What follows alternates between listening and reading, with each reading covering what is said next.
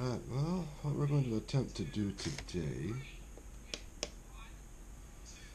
is to, how's that? Not too bad? Yeah, you can see it. It's okay. But, replace the chain of the Uber.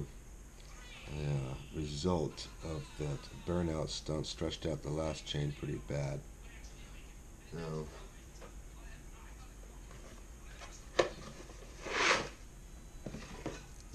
that is what we're going to be using. Very nice, very good chain. Now the issue is getting the tire off. Not quite sure if we want to take the brake off or if we can just drop it off. So I'm just going to loosen it up, see what happens. If I got to take the brake, I got to take the brake off.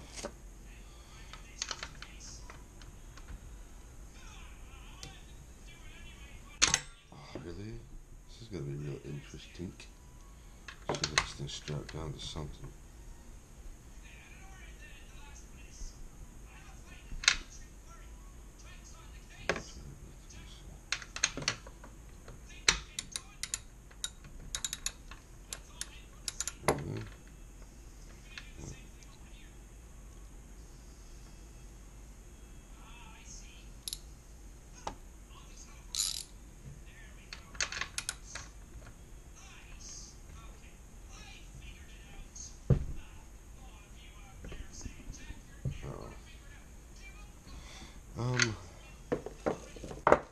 Maybe a slight little difficulty here. It's pretty darn tight.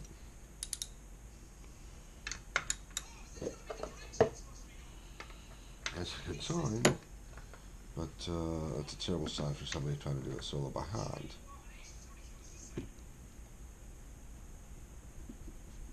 There we go. There we go. Nice. It's actually a pretty good tight one there too.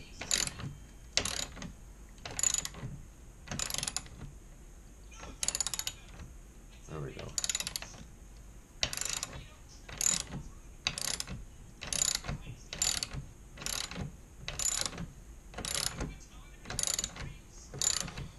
Jeez, yeah, alright, it's just about off.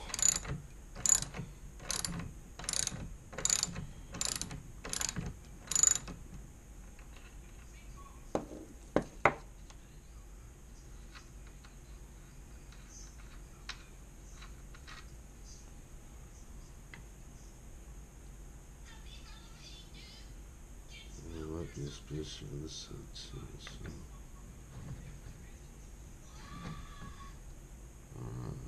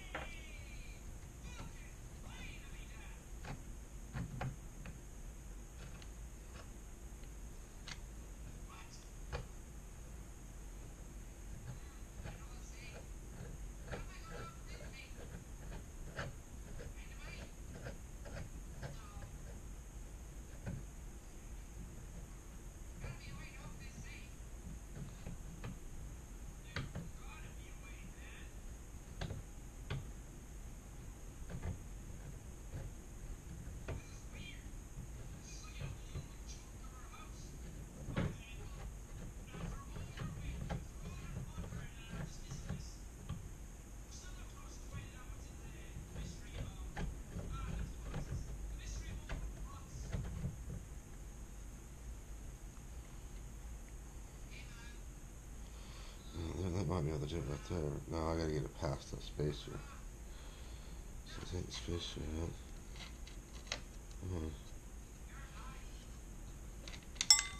out. Alright. There is the spacer. Now we're gonna play the shimmy it in game. It's a fun little one. Sometimes it works. Sometimes the spacing just isn't what you want. So yeah, you're gonna want to drop the thing probably completely just to save yourself a little bit of sanity. We're gonna try to do the whole keep a few. See, that's completely dropped. What you're trying to do is keep a little bit of it right there on the inside of it so that you're not losing or dropping anything. Alright, that's cool. Spacers are each on each side. Just remember, fatter one's righter. We got a thinner one for the left. This little 1-bolt axle.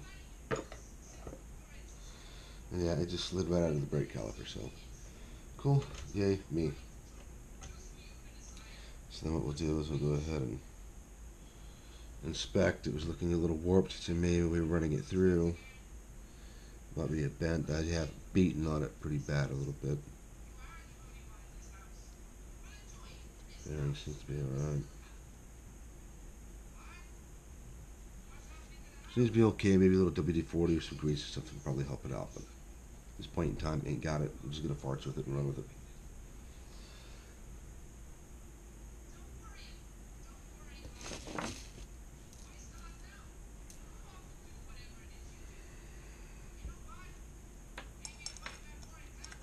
Checking teeth spacing right now. Alright. We've got teeth spacing. And I'm going to go ahead and I'm going to run it on into the frame and up onto the little spur gear that's in on the inner side here of the frame. And then we'll run this out and we'll try to lift up the tire.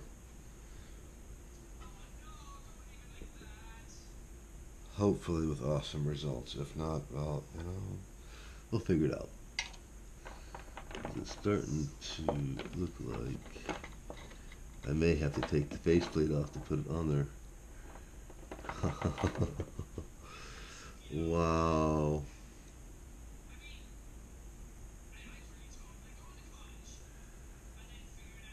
So it is looking like that to change just the chain.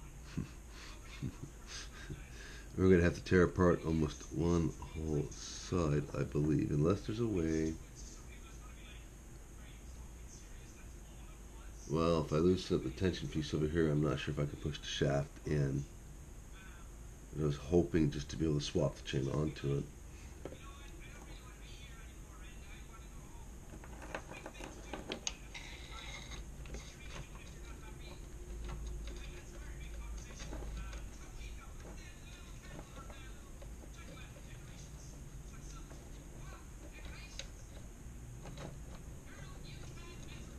Very much starting to look like I'm going to have to take the whole plate off.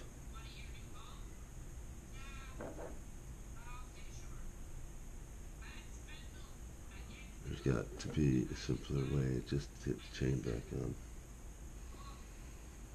Because to take the plate off, I have to disconnect and take the motor off. Which could be a little bit more benefit to me. I do have a different motor that I could investigate and see if there's a way of mounting it, but I'm not sure by the way they have the system set up on it. This is actually a leaf blower type engine specifically for this, and I have a 66cc little thumper bicycle motor. Alright, well.